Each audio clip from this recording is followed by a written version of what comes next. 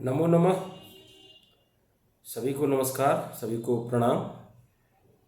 प्रणाम भारतीय ज्ञान परंपरा में एक शिष्टाचार है और बात आज की शुरुआत प्रणाम से ही करते हैं। प्रणाम हमें क्यों करना चाहिए और अभिवादन किसी का क्यों करना चाहिए। तो इस पे एक सूक्ति है हमारे सुभाषितानी में जो कही गई है, अविवादनशीलस्य नित्यं वृद्ध्योपसेविनः चत्वारि तस्य वर्धन्ते आयुर्विद्या यशो बलम्। तो अभिवादन करने से वो हमसे अनुज भी हो सकते हैं, हमसे अग्रज भी हो सकते हैं।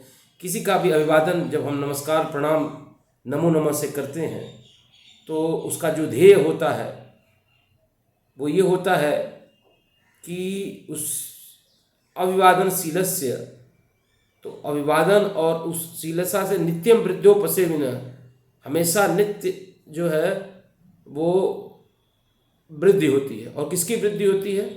चत्वारि तस्य वर्धन्ते, चार चीज़ों में वृद्धि होती है।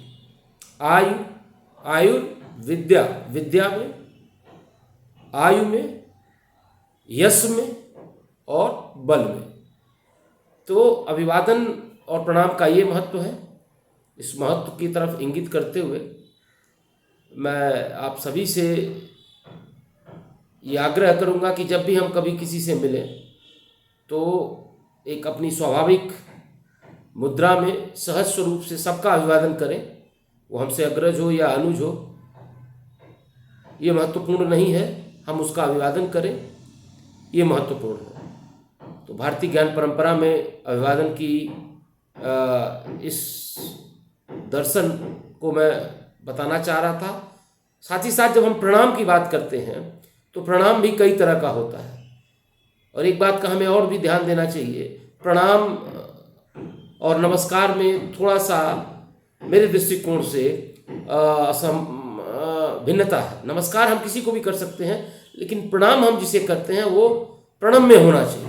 तो प्रणम्य को ही प्रणाम करने की प्रथा है भारतीय ज्ञान परंपरा में। और प्रणम्य कौन है? जो प्रणम्य होता है, जो अपने आदर्शों से, अपने व्यक्तित्व से और अपने आचरण से, अपने व्यवहार से जो है प्रणम्य होता है व्यक्ति। तो प्रणाम हमेशा प्रणम्य को किया जाता है।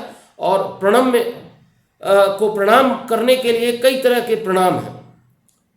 वो उसमें जो सबसे बड़ा आता है साष्टांग प्रणाम, जब हम पूरी धरती पर लेट कर और अपने आठों अंगों को स्पर्श कराते हुए माँ धरती से जब हम प्रणाम करते हैं किसी को, जब जैसा कि हम मंदिरों में जाते हैं तो वो साष्टांग प्रणाम होता है।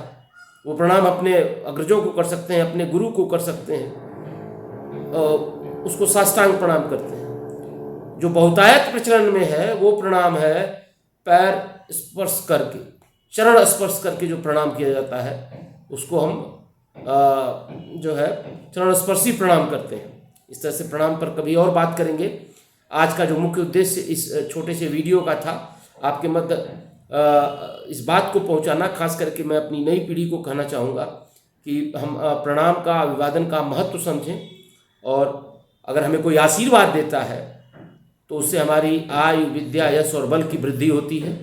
और आशीर्वाद प्राप्त करना हमें कई तरह से सक्षम बनाता है। आशीर्वाद पर भी कभी बात कर सकते हैं।